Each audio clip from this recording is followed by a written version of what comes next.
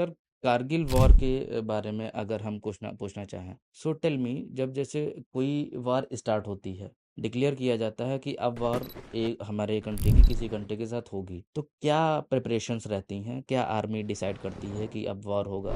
Logistic teams, high rank officials क्या decide करते हैं कि अब वार स्टार्ट होने वाली है? तो क्या प्रोसेस रहता है, वो बताइए हमें ज़रा। डिक्लेरेशन ऑफ वॉर आजकल नहीं होती है। कोई कह के वॉर, बस वॉर शुरू होती है, बट हाँ, अनाउंस नहीं किया जाता है कि हाँ we are going at war. पहली चीज़ तो क्या है कि आर्मी की जो जब आर्मी इज नॉट फाइटिंग, तो it is training for the war, हाँ, जब आप है ना। वॉर नहीं लड़ रहे होते तो तो वॉर की तैयारी कर रहे आप होते हैं। उसकी तैयारी कर रहे हैं, राइट। श्योर। लेकिन अगर सपोज एक डिसीजन ले लिया, तो जैसे आप रिसेंटली आप कर लीजिए कि भाई एक बार पॉलिटिकल लीडरशिप ने डिसाइड कर लिया कि we have to go, we have to take some action.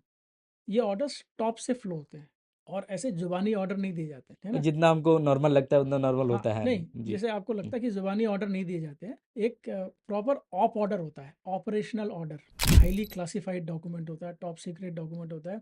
उसमें एम दिया होता है, ये एक्शन होगा, ऑपरेशनल ऑर्डर, और उसमें एग्जैक्टली क्या क्या चीज़ किया जाएगा वो दिया जाता है।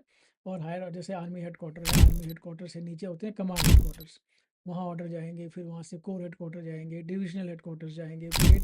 सो डिपेंडिंग ऑन आपका क्या एरिया है, क्या टास्क है, आपको ऑपरेशनल ऑर्डर्स, आपको ऑर्डर्स मिलेंगे, जो रिटर्न ऑर्डर्स होते हैं।